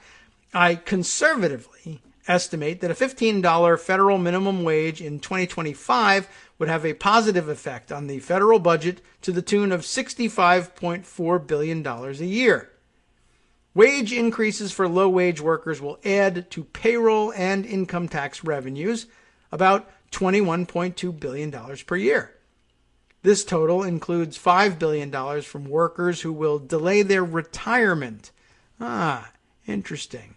Wage increases will also lead to savings on means-tested safety net programs that phase out as incomes rise. The savings to food stamps, welfare, the Earned Income Tax Credit, and the Child Care Tax Credit will total about $32 billion per year. These findings are well known among minimum wage economists. Of course, doesn't really account for the possibility that there will still be elected politicians who say, well, the people that we're talking about are still at the bottom end of our income scale. And we're talking about, yes, instead of giving them $7.25 an hour, it's good. We're now giving them $15 an hour.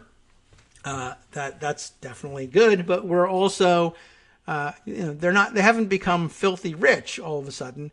Should we now be cutting federal safety net programs that supplement their income, even though their income is higher? It's still not, like they're rolling in it. So I don't know. Maybe all those savings won't be realized, but unless there's a change, they would be.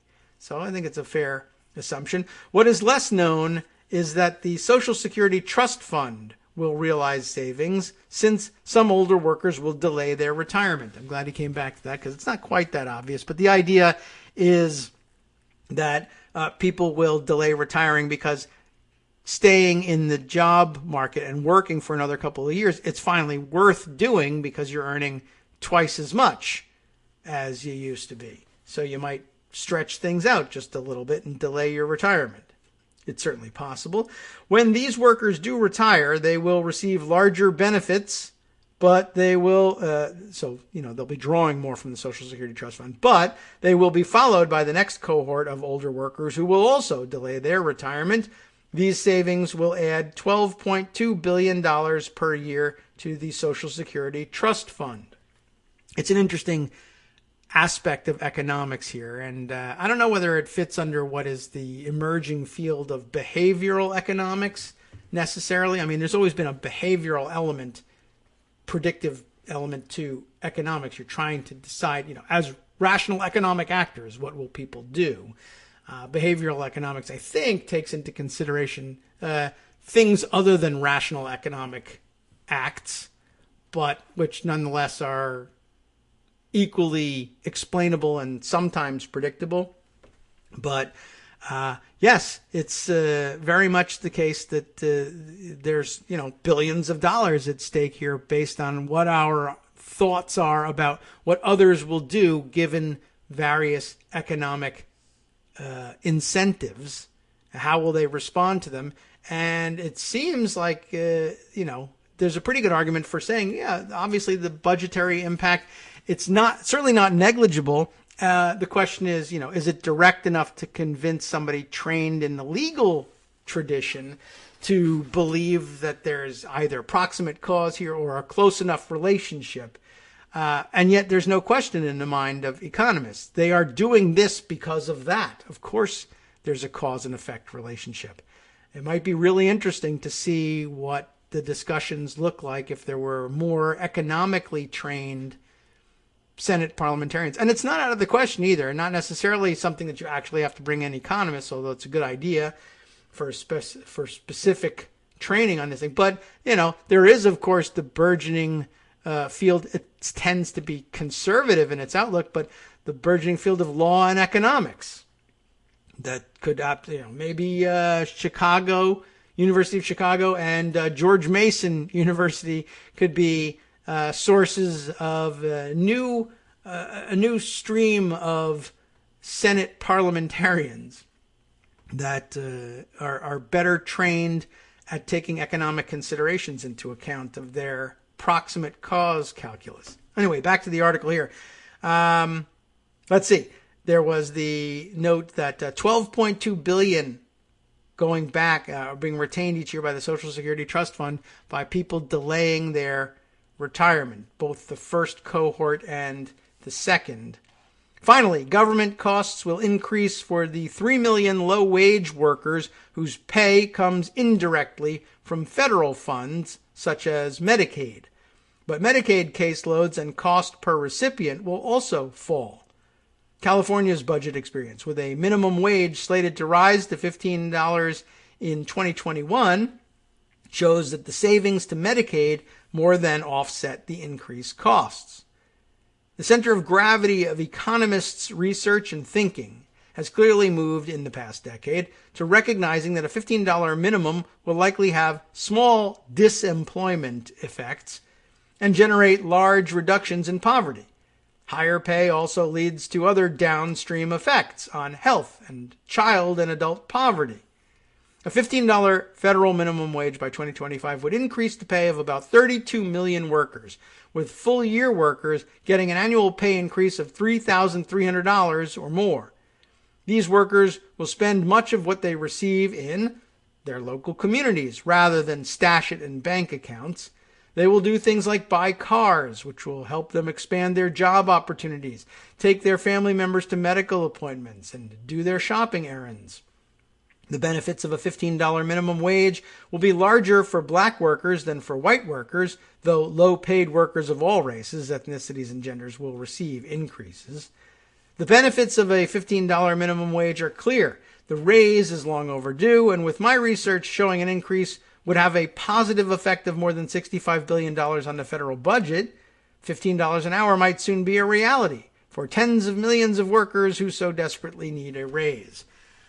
He's got more work to do in convincing the legally trained Senate parliamentarians that the relationship is close enough, but he's opened the door for doing so. I don't expect actually that it will succeed this time around, and I don't know whether I'll be pleasantly surprised by either a parliamentarian's ruling to the contrary or the aggressiveness with which Democrats move to overcome an unfavorable ruling.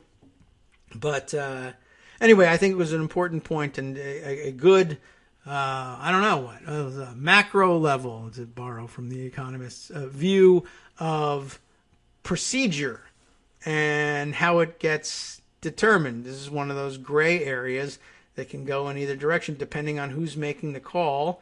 And traditionally, it has gone against calls like this, but there's a reason for it, and it might not be a great reason. That legal training might not necessarily be the end-all, be-all when it comes to understanding what it means to have a direct budgetary impact, after all. So I think that is some interest. Mike Musson has sent something along the way here.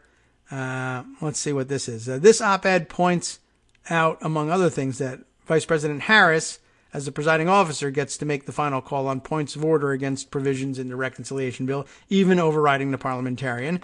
A subject we have discussed, to be sure, but maybe I could take a quick look at or stash away this article. Congress should use the budget to raise the minimum wage. Okay.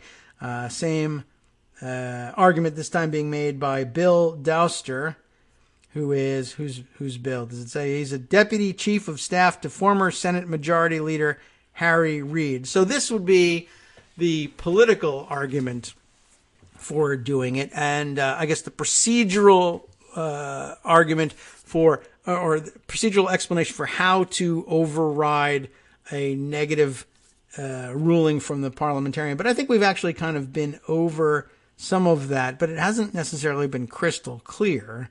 That's true. But maybe we can save this for digestion over the weekend. I'll include it in the roundup and discussion next week. I'm sure the question will come back up with Greg as we move into the, I guess they'll by that point be finished with the budget and the vote-a-rama and be moving into the next phase and the reconciliation instructions going out. But by then we'll be talking more in earnest about what can make it through, and discussions I'm sure have already begun with the parliamentarians about that. And sometimes the fact that people are talking openly about how to get around them can change how parliamentarians view things. If the plan is to retain the current parliamentarian, and I think it would be entirely reasonable to do so. Apparently she's pretty highly respected, as most parliamentarians are, quite honestly. And they don't want to get wrong-footed here, and they don't want there to be a reason to dismiss them, and they don't want to embarrass the majorities for whom they work in most cases, unless they really feel like they're just being run roughshod over. But if there's a way to get them around in their understanding of things, to a position that keeps them in harmony with the current majority, they'd rather be there. If it's not an outright and total betrayal of all the principles upon which they've offered their service to this point, they might be willing to say, all right, I can see which way the wind is blowing here. Is there anything I can grasp onto, and be it economics or anything else, that can help me arrive at the decision that pleases the majority, doesn't break too many precedents, doesn't break my, doesn't overtax my worries about my own integrity here, and establishes a tenable precedent going forward. And sometimes these sorts of pressure campaigns can do it. They read the papers too in the parliamentarian's office. All right, let's see. Other things that I wanted to bring to your attention before breaking for the weekend. Okay, obviously, the impeachment trial begins next week, and I guess the biggest, splashiest story of yesterday was that the House managers have written to Trump and his lawyers saying, well, given the way you answered our initial pleadings and denied the basic facts that we put forward in them, we think that we're going to need to get your direct testimony, Mr. Trump, under oath, because you're denying basic facts that were laid out in our brief in a way that, should be examined here. What I have here is the tweet from Garrett Haake, Haake, NBC News correspondent, and so probably on television all the time and pronouncing that name, so we can pronunciation check it that way. Breaking news he had, I'm sure somebody's written it up in longer form by now. House impeachment managers write to former President Trump, formally requesting, not subpoenaing or demanding, but requesting his sworn testimony ahead of next week's Senate trial. I don't know whether they meant to interview him and depose him between now and Tuesday, as opposed to having direct examination of him as a witness during the trial. I don't think he's going to show up for that. The letter, signed by Congressman Raskin, the lead on the House managers team, says Trump's legal team's answer to the charges denied many factual allegations set forth in the article, and they want him under oath. The letter concludes, if you decline this invitation, and it is said that he has, although he never comes straight out, the lawyer, and says, no, we decline your invitation. He just says, your invitation is stupid and we hate it, and but never says, I'm not going to do it. If you decline this invitation, we reserve any and all rights, including the right to establish at trial that your refusal to testify supports a strong adverse inference regarding your actions and inaction on January 6th, 2021. So also of interest would be the letter itself, and I think I have that one put away here from the tweet of Elena Treen, congressional reporter for Axios, who says House impeachment managers asked Trump to testify under oath during his impeachment trial next week. The letter is here, and it's the whole body of it is here.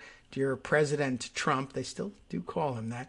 As you are aware, the United States House of Representatives has approved an article of impeachment against you for incitement of insurrection.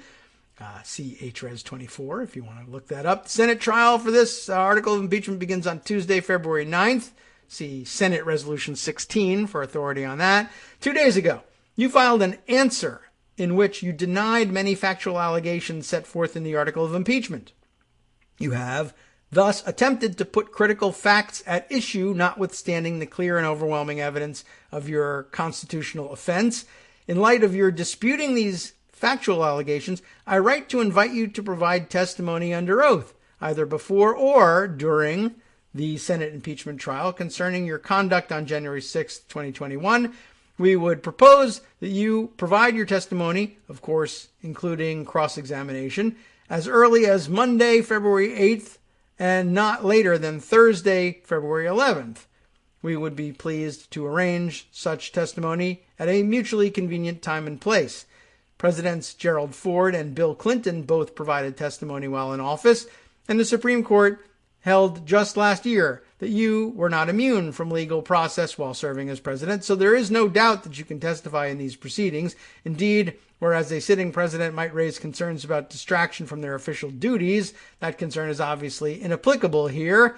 We therefore anticipate your availability to testify. Quite honestly, I would have had a hard time saying that objection was never applicable. Even when you were still president, you were never paying attention to your official duties and were constantly distracted from them. But okay, if you decline the invitation, we learned about what that happens all the time. We reserve any and all rights, including, again, the right to establish at trial that your refusal to testify supports a strong adverse inference regarding your action and inactions. On January 6, 2021, I would request that you respond to this letter by no later than Friday, February 5th, that's today, at 5 p.m. I look forward to your response and to your testimony. And so the offices of Donald Trump and his lawyer did respond. They sort of thumbed their nose at things. I don't have their answer easily at hand, but it doesn't really matter. He also found time to write to the Screen Actors Guild and say, who cares if you were thinking of kicking me out because I supported an insurrection? You stink, and I had a top-rated TV show like 100 years ago, so that he found time for. So he's not being distracted from anything. He's quite right about that. Asha Rangappa has the former FBI special agent, still current lawyer, I guess, had this to say about things. I guess the point she wanted to make here, this illustrates how stupid Trump's lawyers were to treat their filing as an answer to a complaint rather than as a legal brief. In doing the former, that is by saying they're answering, as opposed to simply presenting their view of things in a legal brief, they explicitly denied particular facts, as Raskin points out, but that makes them a central issue, as opposed to making the central issue now the question of law of, either the First Amendment, claimed First Amendment protections for his comments, or the, lack of nexus of proximate cause for launching the insurrection, or what his other, the jurisdictional issue that Republicans have made up over the question of whether or not the trial can even go forward because he's no longer president. Instead, now they have grounds for directly fighting with him over established facts. And I guess if they've got, the evidence to establish those facts and want to display them, it's going to be real interesting watching Donald Trump say, no, all of that is fake. All fake news, and I have it right from the beginning. So, all right, that's something to look out for at the beginning of next week as well. Let's see, a couple of these other tweets that I put away. Oh, yes. Okay, we'll throw this one in here for Mom. Mom, if you're listening, I know this concerns you greatly. Your newly elected Representative Nancy Mace down there in South Carolina, called out by Alexandria Ocasio-Cortez in the last day or so. Nancy Mace has put out her own statements in the last day or two, attempting to quote-unquote fact check, I guess, Alexandria Ocasio-Cortez, the thing we discussed about her at the beginning of the week, where she gave her description on Instagram of what it was like during the lockdown in the middle of the insurrection, that time where she was hiding in her office and thought that insurrectionists may have broken into her office, right? And it turned out to be a Capitol Police officer, and that created a whole different problem. Okay. Well, Nancy Mace has this to say. I guess everybody is interested in scoring points off of or dunking on AOC, but it never works. She says, fact check. I have not once... she's saying that she's... I guess this is a response. She starts out, Nancy Mace, by saying, I have the office 2 doors down from Alexandria Ocasio-Cortez. There were no insurrectionists in the hallway of our office building. So you're lying about having experienced this fear, which is amazing because, of course, AOC doesn't say, well, she says it didn't turn out to be insurrectionists. I thought they might be, but it wasn't. So she's not catching her in any kind of a lie. But also of great interest is Nancy Mace, in the immediate aftermath of the insurrection, trying to be moderate, I guess, even though she wouldn't vote for the impeachment, says, you know what, I was scared to death too. I was hiding I barricaded myself in my office. Well, if there were no insurrectionists in the hallway around your office, which is 2 doors down from AOC, why were you barricading yourself in there? Why didn't you leave the door open? Why didn't you simply close the door and just lock it? But barricading the door as well, I think that indicates pretty strongly that at the time you thought it was pretty reasonable to think that there might be insurrectionists there, and that's all AOC is saying about it. It was a really ridiculous thing to do, and as AOC herself says, really kind of a desperate and pathetic and rather disgusting attempt to try to score points off of something when you've already debunked yourself. From networksradio.com. You have been listening to Kagro in the Morning with David Waldman. All right, wrapping it up here for the week and handing it over, of course, to Justice Putnam for the West Coast Cookbook and Speakeasy coming up next. What's on tap today? Let's see. Joe Biden's approval rating, of course, still stands around 61%. And let's see, Biden administration today delaying some last-minute Trump rules on environmental rollbacks. Stay tuned.